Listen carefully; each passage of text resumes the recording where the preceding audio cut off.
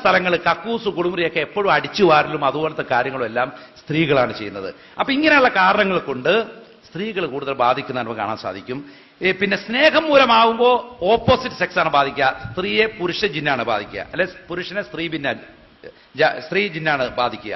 എന്നാൽ പ്രതികാരമാകുമ്പോൾ അവൻ ആണും പെണ്ണും നോക്കൂല, ആ വ്യത്യാസമില്ലാതെ തന്നെ ബാധിക്കുന്ന നമുക്ക് കാണാൻ സാധിക്കും.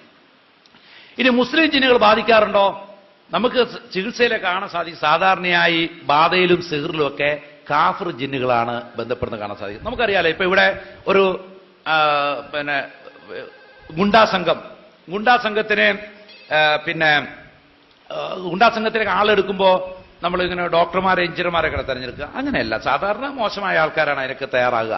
എന്നതുപോലെ കാഫിർ ജിന്നുകളാണ് ഇതിനു വേണ്ടിയിട്ട് ബാധയിലേക്ക് നമുക്ക് കാണാൻ സാധിക്കുന്നത്. ഇങ്ങനെ ബാധിച്ചു കഴിഞ്ഞാൽ മനുഷ്യന്റെ മനസ്സിന് ശരീരത്തിന് രോഗങ്ങൾ, മനസ്സിന് രോഗങ്ങൾ, ശരീരത്തിന് രോഗങ്ങൾ, സമ്പത്തിൽ നഷ്ടം, വസ്തുവകൾ നഷ്ടം, തൊഴിൽ പ്രശ്നങ്ങൾ, കച്ചവട ഇടപാടുകൾ പ്രശ്നങ്ങൾ, പരസ്പര ബന്ധത്തിൽ പ്രശ്നങ്ങൾ, ഇങ്ങനെ ഒരുപാട് പ്രശ്നങ്ങൾ ഉണ്ടാവും. അപ്പൊ അതുകൊണ്ട് ഇത് ശരിക്കിപ്പോ ഈ വിഷയം പഠിക്കേണ്ടതുണ്ടോ മനസ്സിലാക്കേണ്ടത് ചോദിച്ചു കഴിഞ്ഞാല്, ഇപ്പൊ ബ്ലഡ് ക്യാൻസർ ഉള്ള രോഗിയെ സംബന്ധിച്ചോളം ബ്ലഡ് ക്യാൻസറിനെ കുറിച്ച് അതിന്റെ ചികിത്സയൊക്കെ അന്വേഷിക്കൽ വളരെ ആവശ്യമാണ്. പക്ഷെ ബ്ലഡ് ക്യാൻസർ ഇല്ലാത്ത ഒരാൾക്ക് പറയാം അതിപ്പോ പഠിച്ചില്ലെങ്കിൽ വലിയ കുഴപ്പമൊന്നുമില്ല എന്ന് പറയാം. എന്നതുപോലെ ഇത് ബാധിച്ചവനാണ് ഇതിന്റെ വിഷയം അറിയുക. ഇത് ബാധിച്ചവൻ. ഇനി നമ്മൾ പല ആളുകളും പറയാറുണ്ട്, ഞങ്ങൾ ഒരിക്കലും ഇങ്ങനെ തെറ്റായ ഇതിനൊന്നും പോകാറില്ല എന്നെല്ലാം പറയും. പലപ്പോഴും എന്റെ ഇതുവരെയുള്ള ചികിത്സയിൽ സാധാരണയുള്ള രോഗികളൊക്കെ മുജാഹിദ് പ്രസ്ഥാനം ബന്ധപ്പെട്ട ആൾ. കാരണം എനിക്ക് ആ പ്രസ്ഥാനമായിട്ടാണ് കൂടുതൽ ബന്ധമുള്ളത്. ആകെ ഒരു സുന്നി മുസ്ലിയാർ അയച്ച ഒരു രോഗി എനിക്ക് ഓർമ്മയുള്ളൂ. കാരണം ഞാനൊരിക്കൽ ബസ്സിൽ ഇങ്ങനെ പുസ്തകം വായിച്ചു പോകുമ്പോൾ ഒരു സുന്നി മുസ്ലിയാർ കണ്ടു ഈ പുസ്തകം. അപ്പൊ ഇദ്ദേഹത്തിന് താല്പര്യം വിഷയം സംസാരിച്ചു. അയാളുടെ കെയർ ഓഫിൽ പിന്നെ ഷൊർണൂരിൽ നിന്ന് ഒരു രോഗി വന്നിരുന്നു. ബാക്കിയെല്ലാം ഏതെങ്കിലും മുജാഹിദ് പ്രവർത്തകൻ പറഞ്ഞിട്ടാണ് വരാറുള്ളത്. പക്ഷേ ഈ വന്ന മിക്ക ആളുകളുടെ ശരീരത്തും ഞാൻ ഏലേസും നൂലും അഴിച്ചിട്ടുണ്ട്. കാരണം ഇവർ വാൾപോസ്റ്റ് ഒട്ടിക്കാൻ പോകുമ്പോൾ ഇവർ പോകുന്നത് തങ്ങളുടെ അടുത്തേക്കാണ്, അതറിയുന്നില്ല എന്ന് മാത്രം. പ്രയാസങ്ങൾ വരുന്ന സമയത്ത് നിങ്ങൾക്കറിയാം, ഞാൻ പേരെടുത്ത് പറയുന്നതെന്ന് വെച്ചാൽ നിങ്ങൾക്ക് ഇപ്പൊ തന്നെ ഫോൺ ചെയ്ത് ചോദിക്കാവുന്നതാണ്. ഞാൻ സലാം മോങ്ങവുമായി ഒരു വീട്ടിൽ പോയി, മോങ്ങത്തുള്ള വീട്ടിൽ 1 മണിക്കൂർ ഞങ്ങൾ സംസാരിച്ചു. അവിടുത്തെ ലോക്കൽ മുജാഹിദ് നേതാവിന്റെ മകളുടെ കയ്യിൽ നമ്പൂരി കെട്ടിയ ചരടിരിക്കാൻ വേണ്ടിയിട്ട് 1 മണിക്കൂർ ഞങ്ങൾ സംസാരിച്ചു. ഇത് അഴിക്കുവാണെങ്കിൽ ഞങ്ങൾക്ക് ഇതിന് ഹലാലായ ചികിത്സ തരാമെന്നും പറഞ്ഞു. പക്ഷെ അദ്ദേഹം കൂട്ടാക്കിയില്ല. ഞങ്ങൾ നിരാശരായി മടങ്ങി പോരെ. സലാം സുലൈമീൻ പിന്നെ അബ്ദുസലാം മോങ്ങത്തിന്റെ നമ്പർ ചോദിച്ചാൽ കിട്ടും, ചോദിച്ചു നോക്കിയാൽ മതി. ഇങ്ങനെ സംഭവിച്ചിട്ടുണ്ട്. ഇതുപോലെ ഒരുപാട് കഥകളുണ്ട്. ഞാൻ ആരെയും ഇകഴ്ത്താൻ പറയുന്നതല്ല, ഇതാണ് ഇതിന്റെ റിയാലിറ്റി. വിഷയം വരുന്ന സമയത്ത് ഈ വിശ്വാസവും ആദർശമൊന്നും ആൾക്ക് ഉണ്ടാവില്ല. സ്വന്തം ഭാര്യ ഉടുതുണിയില്ലാതെ നടുറോട്ടിലൂടെ ഓടുന്ന സമയത്ത് ആ ഭർത്താവിനുള്ള വികാരം നമ്മൾ മനസ്സിലാക്കണം. അവൻ തോന്നുന്നത് എങ്ങനെ ഈ നാണക്കേട് രക്ഷപ്പെടാവുന്ന, അപസ്മാരം ഇളകിയിട്ട് വായിൽ സ്പൂണൊക്കെ വെച്ചു കൊടുത്തത് അതും സ്പൂണും കൂടെ കടിച്ചു മുറിച്ച് നാക്കെല്ലാം കഷ്ണമായി പുറത്തേക്ക് തള്ളുമ്പോ ഓക്സിജൻ കിട്ടാതെ ശ്വാസം കിട്ടാതെ വലയുന്ന സമയത്ത് ഇതിനെന്ത് പരിഹാരമെന്നാണ് നോക്കുന്നത്? മുജാഹിദ് മിമ്പറുകളിൽ നിന്ന് കുത്തുപറഞ്ഞൊരു വ്യക്തി, അദ്ദേഹത്തിന് 3 മക്കളും ഭ്രാന്ത് പിടിച്ച സമയത്ത് കോഴിക്കോടുള്ള ഒരു ഡോക്ടർ അവസാനം കൊടുത്ത നമ്പർ ഒരു മുസ്ലിയാരുടെ നമ്പറാണ്. അദ്ദേഹം പറഞ്ഞു ഞങ്ങൾക്ക് ഈ വിശ്വാസം ശരിയല്ല എന്ന് പറഞ്ഞു. എന്നാലും മൗലവി ഒന്ന് പോയി നോക്കുമെന്ന് പറഞ്ഞിട്ട് അദ്ദേഹം അവസാനം ആ മുസ്ലിയാരെടുത്ത് പോയി. ആ മുസ്ലിയാരെടുത്ത് പോയി ചരട് കൊണ്ടുവന്ന് കെട്ടി 3 മക്കളും രോഗം ശിഫയായി. പക്ഷെ അദ്ദേഹത്തിന്റെ മനസ്സിലുള്ള കുറ്റബോധം, ആ കുറ്റബോധം സഹിക്കാൻ വയ്യാതെ ആ ചരടുകൾ പൊട്ടിച്ചെറിഞ്ഞു. ഇന്ന് തിരൂര് ഒരു സൈക്കാട്രി സെന്ററിൽ ഇന്നും ആ പെൺകുട്ടികൾ ഭ്രാന്തികളായിട്ട് കഴിയുന്നുണ്ട്. എന്റെ അറിവിൽ പെട്ട സമയത്ത് അങ്ങനെയായിരുന്നു. ഇന്നത്തെ അവസ്ഥ എനിക്ക് അറിഞ്ഞുകൂടാ. ഏതായാലും 1 കൊല്ലം 2 കൊല്ലം മുമ്പ് വരെയൊക്കെ ഇതായിരുന്ന അവസ്ഥ.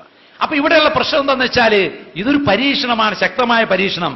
ആ പരീക്ഷണത്തിൽ നാം പതറിപ്പോകുന്നുണ്ടോ എന്നുള്ളത് ആ സന്ദർഭത്തിൽ നമുക്ക് മനസ്സിലാക്കാൻ സാധിക്കുള്ളൂ. ഒരു കുഴക്കിണറിന്റെ ഉള്ളിൽ പോയി കിടക്കുന്ന വ്യക്തിയുടെ വികാരം അറിയാൻ പുറത്തുനിന്ന് ഓക്സിജൻ ട്യൂബ് ഇട്ട് കൊടുക്കുന്ന ഒരു ബോധ്യമാവില്ല. ആ കുഴക്കിണറിന്റെ ആഴത്തിൽ ഇരുന്ന് പ്രയാസപ്പെടുമ്പോഴാണ് മനസ്സിലാക്കാൻ സാധിക്കുള്ളൂ എന്താണ് ആ പ്രയാസം എന്നുള്ളത്. അതുകൊണ്ട് നമ്മൾ ഗൗരവത്തിൽ ഈ വിഷയം, ഇതിന്റെ ദുരന്തം അനുഭവിക്കുന്ന ആളുകൾക്ക് നമുക്ക് സമാധാനം കൊടുക്കണം. ഇല്ലെങ്കിൽ അവര് ഹറാമായ മാർഗങ്ങൾ തേടിപ്പോകും. അതിന് കുറച്ച് നമ്മളും ഉത്തരവാദികളാകും. നിങ്ങൾക്കറിയുമോ, ജിദ്ദയിൽ ജോലി ചെയ്ത ഒരു വ്യക്തി, അദ്ദേഹത്തിന്റെ കുഞ്ഞിന്റെ ശരീരം മുഴുവനും ചൊറിഞ്ഞിട്ട് വാപ്പയോ ഉമ്മയോ ഉറക്കമൊഴിഞ്ഞിരിക്കും മാന്താൻ വേണ്ടിയിട്ട്. അങ്ങനെ ഒരിക്കൽ എന്റെ അടുത്ത് വന്നപ്പോൾ ഞാൻ കുറച്ചൊക്കെ ഖുർആൻ ഓതി നോക്കി. പക്ഷേ അതുകൊണ്ട് ഫലപ്രദമായിട്ട് ചികിത്സിക്കാൻ സാധിച്ചില്ല. അങ്ങനെ അദ്ദേഹം അവസാനം ഈ ബഹുമാനനായ ഹിഫ്സുർ റഹ്മാൻ സാഹിബിന്റെ അടുത്ത് കൊണ്ടുവന്നു. അദ്ദേഹം ഓതി കഴിഞ്ഞപ്പോ കുട്ടി ജപ്പാൻ ജിന്നാണ് കുട്ടിയെ ബാധിച്ചിരിക്കുന്നത് മനസ്സിലായി. നിങ്ങൾക്ക് ചിലപ്പോൾ ചിരി വരും. അപ്പൊ ഇത് പരീക്ഷിക്കാൻ വേണ്ടി എന്ത് ചെയ്ത് നെറ്റിൽ നിന്നും ജപ്പാൻ ഭാഷയിലുള്ള ഖുർആൻ ട്രാൻസ്ലേഷൻ എടുത്ത് കുട്ടീനെ കൊണ്ട് വായിപ്പിച്ച് കുട്ടി അർത്ഥം പറഞ്ഞു. ഇന്ന് വരെ ആ കുട്ടി ജപ്പാൻ ഭാഷ പഠിച്ചിട്ടില്ല, ഒരു ലിപി പോലും കുട്ടി പഠിച്ചിട്ടില്ല. അപ്പോ ഇവിടെ നാം മനസ്സിലാക്കേണ്ടത് ഒരാളുടെ പ്രയാസം അയാൾക്ക് മാത്രമേ മനസ്സിലാക്കാൻ കഴിയുള്ളൂ. ഇവിടെ നടക്കാൻ വയ്യാത്ത ഒരു സ്ത്രീയെ ഖുർആൻ ഓതി ചികിത്സിച്ച് അവസാനം ഖുർആൻ ഓതി ഒരു അരമണിക്കൂർ ഓതിയപ്പോൾ രോഗി നടന്നു. എത്രയോ മാസങ്ങളെ നടക്കാത്ത സ്ത്രീ സുഖമായി നടക്കുന്നു, കൈ വടിയില്ലാതെ. ഇത് കാണുമ്പോഴെങ്കിലും മനസ്സിലാക്കണ്ടേ ഇത് ഇന്ന സത്യമാണെന്നുള്ളത്. നമ്മൾ ഒരു ബസ്സിൽ കയറി അത് മഞ്ചേരി അങ്ങാടി വന്ന് ഇറങ്ങിയെങ്കിൽ ഇത് മഞ്ചേരിക്കുള്ള ബസ്സാണെന്നെങ്കിൽ മനസ്സിലാക്കാനുള്ള ബുദ്ധി നമ്മൾ ഉപയോഗിക്കണ്ടേ. ഇന്ന് അതിനുശേഷം ഞാൻ അവരോട് പറഞ്ഞു, നിങ്ങൾ ഇനി ഖുർആൻ കൃത്യമായി കേൾക്കണം, നിങ്ങൾ ഓതി കൊടുക്കണം, ഇല്ലെങ്കിൽ ഈ ഖുർആൻ കാസറ്റ്, ഇവിടെ കാസറ്റ് ചികിത്സ വിമർശിക്കുന്നവരുണ്ട്. ലോകത്തിൽ ഏത് പണ്ഡിതാ പറഞ്ഞ കാസറ്റ് ചികിത്സ ഹറാമാണെന്നുള്ളത്? കാസറ്റ് റുക്കിയക്ക് പകരമാവില്ല എന്നേ പറഞ്ഞിട്ടുള്ളൂ. റുക്കിയ ചെയ്യുന്നതിന്റെ പകരമാവില്ല. എന്നാൽ വിശുദ്ധ ഖുർആന്റെ കാസറ്റ് നിങ്ങൾ വീട്ടിൽ വെച്ച് കേൾക്കുന്നതിന് ഗുണമില്ലേ? ഇല്ലെങ്കിൽ എന്തിനാ ഖുർആൻ സീഡിയാക്കി നിങ്ങൾ കേൾക്കുന്നത്? അതേ ഗുണം കിട്ടും, പക്ഷെ റുക്കിയ ചെയ്യുന്ന അത്ര ഗുണം കിട്ടൂല, അത്രേ ഉള്ളൂ. ഒരു വ്യക്തി ഓതി അയാൾ ഊതുന്ന അത്ര ഗുണം കിട്ടില്ല എന്ന് മാത്രമേ ഉള്ളൂ. അപ്പോ അങ്ങനെ അദ്ദേഹത്തിന് ഖുർആൻ കാസറ്റ് കൊടുത്തു പോന്നു. അടുത്ത വർഷം ഞാൻ വന്നപ്പോ കണ്ടു ആ രോഗി തൃപ്പൂണിത്തറ ഒഴിയാൻ വേണ്ടി കിടക്കുന്നുണ്ട്, തൃപ്പൂണിത്തറ ആയുർവേദ ഹോസ്പിറ്റലിൽ. എന്തേ കാര്യം? ഒരു പ്രസ്ഥാനം അദ്ദേഹത്തിന് മനസ്സിൽ ഏൽപ്പിച്ച വിശ്വാസമാണ്. കാരണം എന്താ?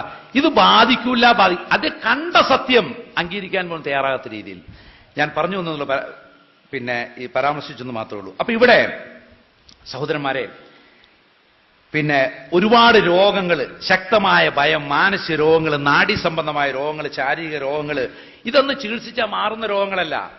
വൈദ്യശാസ്ത്ര ചികിത്സ